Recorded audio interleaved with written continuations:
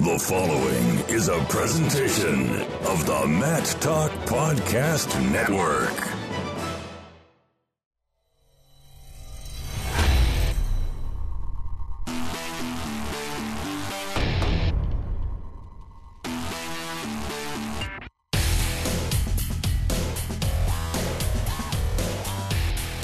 And at this time, it gives me great pleasure to introduce our keynote speaker.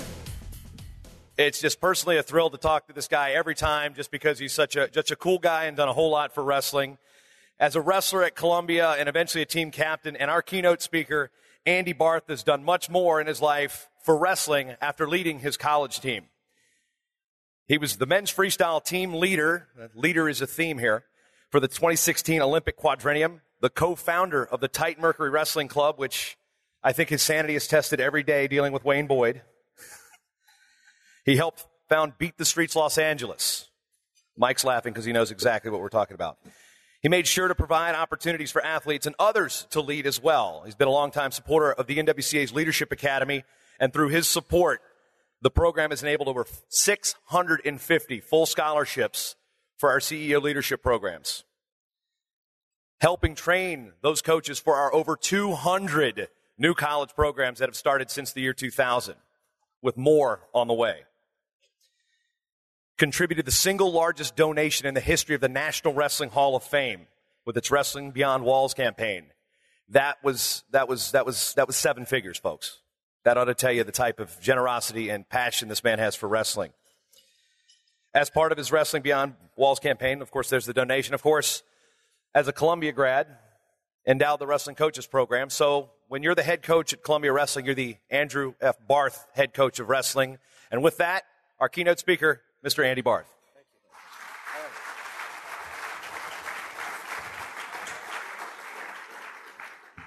you. So, thank you for inviting me to speak today. This is a real privilege and an honor. I'll start off by saying I believe that being a college wrestling coach today, particularly a Division I wrestling coach, has to be amongst one of the most challenging and demanding careers. The variety of skills that you must master and the versatility required is incredibly broad. You have to be a teacher, a mat coach, a recruiter, a fundraiser, a compliance officer, a publicist, and more. And that's topped off by having to be a diplomat when dealing with your university's administration. So while Mike asked me to come here and discuss a few ideas that I had as it relates to how we can grow our sport, what we can do to increase its relevance and popularity, I want you to know that when I offer suggestions, I do so with great respect for what you do and a recognition that you're doing a lot of things already. So now this last 12 months has been a fantastic period for the USA in wrestling. The USA has won a world championship. That was the first time in 22 years, and it's the only time that we've ever won the world championship not on North American soil. We had a World Cup championship. That was the first time in 15 years. We had a junior world championship. And I have to say that this year, watching the NCAA championship, that had to be one of the most exciting competitions and team races ever. Additionally, we had second place finishes by our cadets the last 2 years, and our women's team was second. So while that still leaves us a little room for improvement and some achieving of future objectives, it indicates that there's a very strong positive trend in place across the entire U.S. wrestling horizon. And I have to credit all of you, because I think that there's a lot of people in this body here that is assembled that have played a major role in the creation of the momentum behind these successes. So while one could ask, why do we need to change anything after such a successful year? Shouldn't we just keep doing what we're doing and do it better and do it harder? That's kind of a wrestling attitude, isn't it? I would actually then ask, well, how much national news coverage did we get on our world championship? How much national print coverage did we get? Does your athletic director know? I know there's one athletic director here, so I now know that he knows. Does your college president know about the successes that are taking place in wrestling? And from my personal experience, I serve on a few other boards of trustees. I always find it, and they know about my involvement in wrestling, and they're sometimes excited to hear about things I do when I went to Iran and things like that, because they don't get to go to Iran. It's not that great going to Iran, but it was still interesting. I find it discouraging when they ask me and I talk about it and I respond, well, recently we won a world championship, we won a World Cup, and they say, oh, I hadn't heard. You know, now we could sit back and say, well, why are these things important? Well, I propose that they are symptoms of a larger problem that we're dealing with. And the problem is that while we love wrestling passionately, and it is loved passionately by those who know it, the numbers who are aware of it and the numbers who are passionate about it are not growing commensurate with the success that we are achieving and the outcomes that we're delivering for young people. Now, perhaps the popularity and appreciation for our sport will grow if our current level of success continues for several years. However, in business, I've always heard the saying that the definition of insanity is doing the same thing over and over and expecting a different outcome. Now, that may be a little harsh and not completely fair, but let me talk about it this way. I think that our inability to grab that space of mind in our population has created openings for other sports, and other sports are filling that gap very quickly and very eagerly. The successes in MMA and UFC are disproportionately populated and represented by wrestlers achieving that success. But there's no greater recognition accruing to wrestling, no greater demand to see wrestling, to watch wrestling. In another growing area, are CrossFit athletes really the fittest people in the world? I think they're remarkable people who work very hard and have earned their recognition. But watching a CrossFit competition isn't that much different from watching wrestlers train. So I think one of the most positive character traits that we develop and we sponsor and promote in wrestling, humility, has worked against us in this regard. We need to understand it's not boastful or conceited to promote our sport and promote the amazing young people involved in it. So, while as a parent, I sometimes hate this little device, because it's very hard to get my children's attention, I have to say I believe that this device it's a godsend for wrestling. But we have to take advantage of it. It's an opening. We need to aggressively pursue it in a thoughtful, strategic, and focused way. We have to seek every avenue to utilize this to promote our sport. It's perfectly suited for this little screen. If highlights look great. The timing is well suited for the attention span challenge society that we have. 15 to 30 second clips of workouts, matches, successful moves are ideal. So more young people today should be seeing what goes on in our sport, in our practices, in our competitions, and saying, wait, I want to do that. I wish I looked like that. I want to compete in that sport. I want to watch that sport. The clock is not going to turn backwards. In the future, it'll matter less if the Los Angeles Times or the New York Times or network media doesn't cover our sport if people are watching it on their phones and their computers. And it's likely that traditional forms of media are going to lose relevancy while all the forms of digital media are going to continue to grow. But we have to seize that opportunity. So I'm going to ask you for just 3% of your time in the next year to help grow our sport, our audience, and our community. 1% for each of 3 requests. Now, I suspect each of you is probably working an 80-hour week. That may not be what you spend in the room, but given you think everything that you do, I bet you all of you are working an 80-hour week. That's 4,800 minutes. So I'm going to ask you for 48 minutes a week on each of 3 requests. So the first request for that additional 48 minutes is how are you working effectively with your athletes and your press and your public relations department to expand your athletes' image and effort and your team's digital media presence. You're probably doing some of that already. But in the extra 48 minutes you're going to spend on that, you should be thinking about, do we have the right people working on this? Are they promoting our program in the right way? Do you have the right people working with each of your wrestlers, guiding them on what they are putting out there? Do your wrestlers have an understanding of what the objective is, what they should be trying to do, what they should be trying to achieve with their phone, with their posting? Is every wrestler on your team contributing? Is everyone in every one of your wrestlers' networks connected to your program?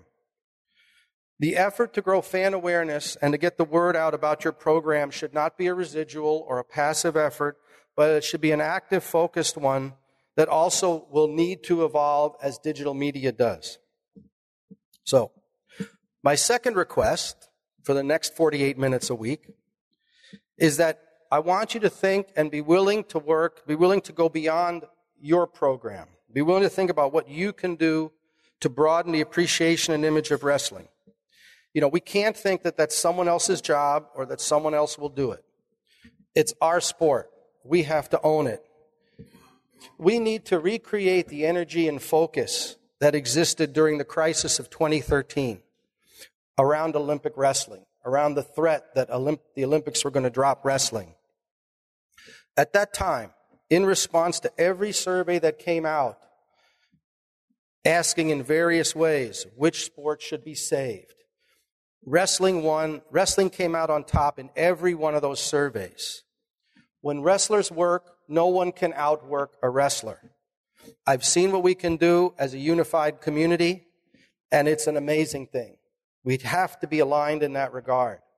Now, we're going to have opportunities to do things, to help our sport broadly. We have a carrot out there for us. We have the 2028 Olympics returning to the United States, to Los Angeles. It's a great opportunity to generate excitement and exposure on a long-term basis. We do not want to have 2028 come and go and then be staring at each other afterwards and say, that was nice. What now?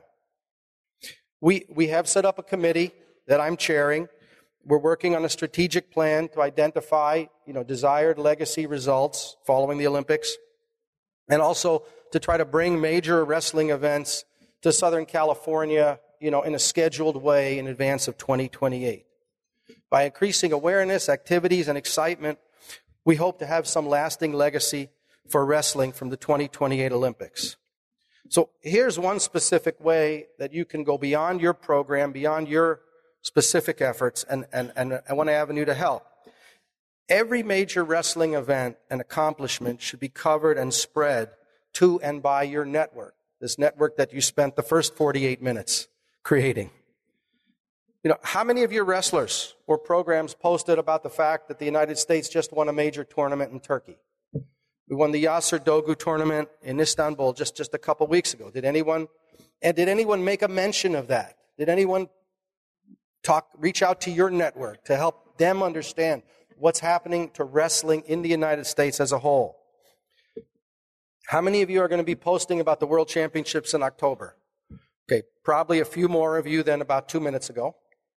But we should be posting about everything that's going on in wrestling, whether it is your next week's dual meet or to the world results. My third request is that you spend 48 minutes a week working to support the growth in women's wrestling and support having women's wrestling added as an NCAA sport. There's no more impactful or lasting way right now to increase the audience for our sport than to expand women's wrestling. Our inaction has allowed other sports to take those slots. Other women's sports have taken a slot in the last 20, 30 years that could have been taken by women's wrestling. Now, I don't say this with any disrespect to any other sport, but I'd phrase it very simply. Will the wrestling world be better off in 10 years with 50 new NCAA women's wrestling programs or 50 more women's lacrosse or field hockey programs? I really think of it as simply as that. We should be one unified and active voice on this topic. Now, moving ahead, talking a little bit about Titan Mercury and Beat the Streets Los Angeles. We've worked to support wrestling at the youth, the high school, the college, the national, international levels. Jason commented that, separately, I've supported the National Wrestling Hall of Fame, and that's to ensure the legacy of wrestling continues. The storytelling about wrestling is one of the most important ways to continue to promote and preserve our sport. And then now moving on, as one of the stewards of the Living the Dream Medal Fund, we have promoted the support of wrestlers in a way that allows them greater recognition and reward for their achievement. That creates incentive and then enables them to continue to support their future training. But we need to find a way to extend the opportunities for greater remuneration. And it needs to go beyond more than just our world and Olympic medalists. It'd be outstanding if the top 3, 4, 5, 6 wrestlers in every weight class could continue their training longer and later into their lives because they can earn a living from wrestling. Each of your respective RTCs is playing a crucial role in this direction. But more is needed.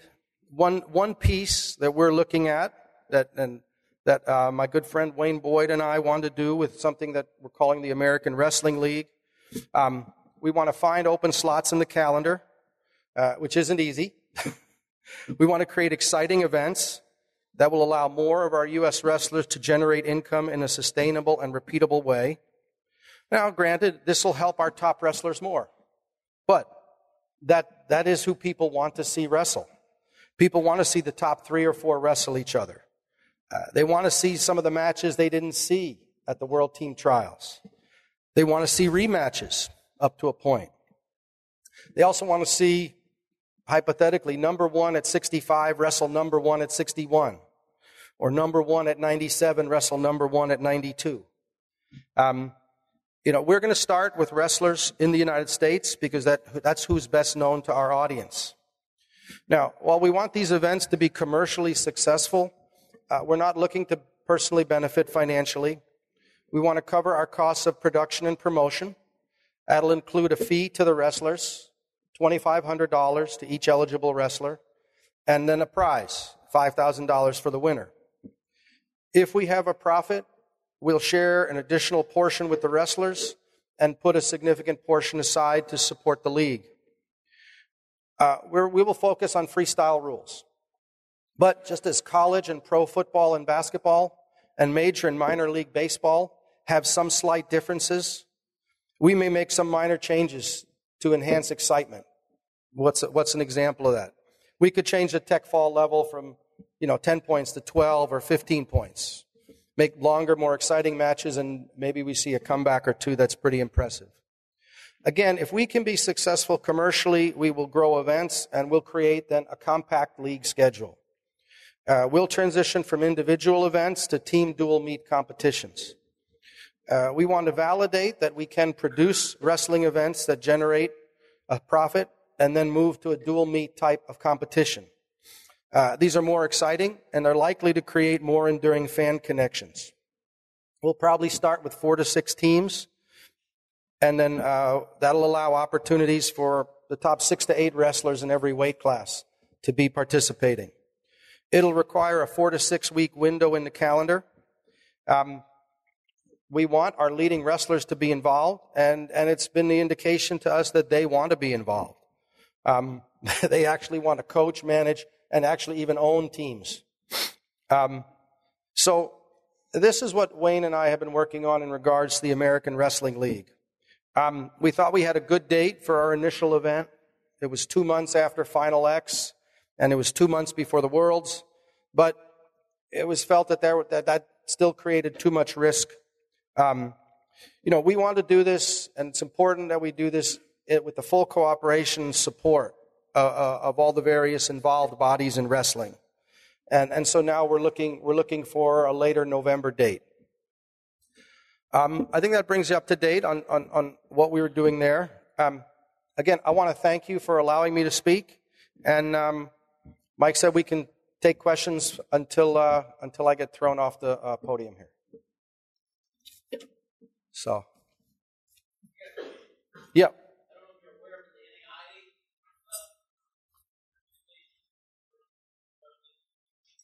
Yes.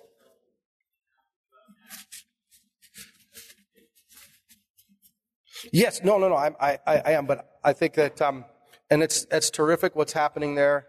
And I know there are probably some 25 or 30 women's teams out there. I think that as we expand it and get it accepted and expanded as an NCAA sport, I think it creates, even a broader level of recognition, and I think then a broader level of participation, and I think that will absolutely grow, grow the participation in the sport. It'll definitely grow the audience, and I think that is critical for wrestling. But thank you. Mike had a question. Yeah, as a business leader, what's the one thing that you know today that you wish you knew when you were getting started in your business? Oh. Yeah, so Mike asked, what's the one thing I learned as a business leader that I wish I knew when I started?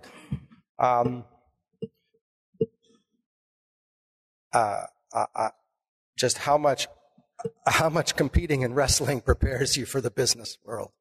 And I'd encourage more people who go into business to have tried to compete in sports and participate in sports at some level, as it teaches you both the necessary, individual traits, and it also teaches you just the imperative of having to work, with a group of people and a team.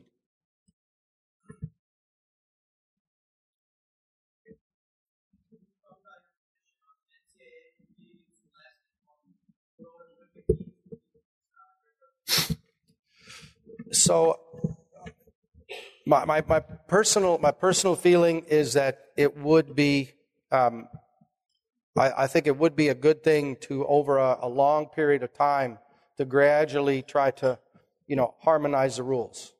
There is a tremendous base of support and understanding of the college rules and college wrestling. And so I think that a quick change could cause a lot of confusion. But I don't think that a quick change is what's necessary. But I think that we will continue to have more and more success the sooner our young wrestlers are exposed to freestyle. And Greco, I don't think we're going to have Greco programs at the college level. But I think that the understanding of freestyle at an earlier age and more familiarity with the rules, I think, will continue to help and support Greco-Roman as well.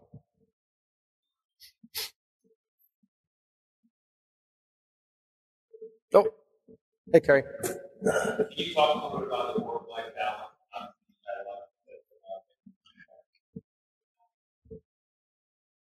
Yeah, so I was very lucky that I never picked up golf or tennis or collecting anything along the way. I think that other folks that I know, I think you can while golf looks like a lot of fun, I think you could burn a lot of hours playing golf, and I use those hours for something else. Also, I find people who are very friends of mine who are very passionate about a particular in a particular discipline, whether it's something in the arts or something else, and they end up spending a lot of time, collecting stuff and researching and becoming experts in the collection of things. So I think while I think if you have those passions, that's wonderful. I think that allowed me to spend time, actually doing some things philanthropically, as opposed to those aspects. I think it's important in any kind of high stress job situation, and I would say that Division I coaching can be a high stress division. Coaching at any level, probably maybe I'm sorry if those who aren't Division I coaches feel I'm discriminating against them, but I think Division I coaching probably has even a little bit more stress. I think it's important to find, to make sure that you have time with your family, because I think it reminds you to sort of reset yourself and reminds you what's most important. And I think it's also good to have, something else outside of work, something else philanthropically that you feel you're committing yourself to, whether it's something that you're doing because it helped you along the way. I have a number of things that, helped me along the way, whether it's wrestling or my university, or, I have, other things that I have commitment to because it was important to someone in my family. So I think it's good, or just something that literally, helps people and is involved with something we like Beat the Streets Los Angeles, where, we're helping, hundreds and hundreds of kids every year through the sport of wrestling. And, the testimonials there are the feedback that we need to feel good about what we do, what those kids tell us about how we've changed their lives. And it's pretty dramatic when you hear from a 14-year-old or a 15-year-old how you changed their life. You barely think they have had enough life to live, and yet they're talking about how you've changed your life. Those things are the reward and excitement that I find valuable for me.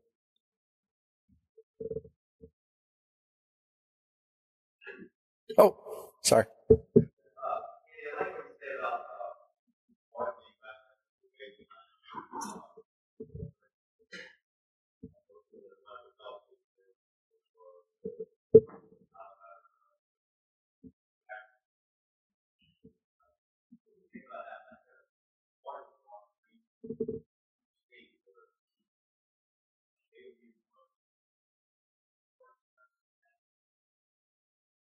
Yeah.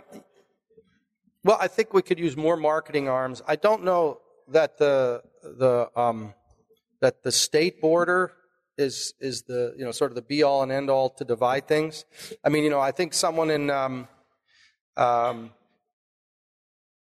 mean this in a positive way. I think there are a lot of people in Pittsburgh who might have a lot more in common with people in Youngstown than they would in Philadelphia, and so.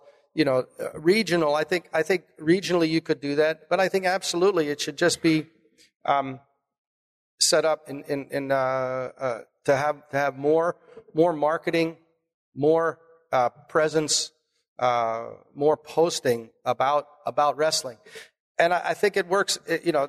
The colleges and universities is actually it's a wonderful natural start because everybody has an affinity. So everyone has a community. So, okay, I'm going to digress for a second and talk about one of the wonderful things about wrestling today. So, when you look at, and this is going to sound like a second speech, so I apologize. But when you look at all the studies that talk about what are the major factors of happiness in life, it's family, friends, community. And then it has to do with your, being needed. And for a long time, by the way, that had to do with being needed, had to do with your job or your career. I think that's changing.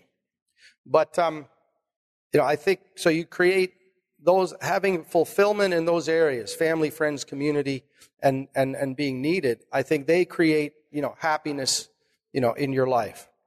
And we have an opportunity to grow our community of wrestling by reaching out, by extending to our family, to our friends, and to all those around us. And the easiest community for all of us to interact with is therefore our college community and its extensions. It's everyone who's an alumni. It's everyone that's a parent, that's a sibling, that's a friend, that's a classmate. And so I always believe you should try to grow from your strengths and then extend outward. And so that's why I'm talking about it here, because I think you all have the best chance of being successful in reaching out to that community. And those communities are really broad and can, I think, really be successful. There's nothing wrong with doing it on a regional basis or a statewide basis. I just think let's start where we're really, really strong first off. Okay. Oh, thank you. Another round of applause. Thank you.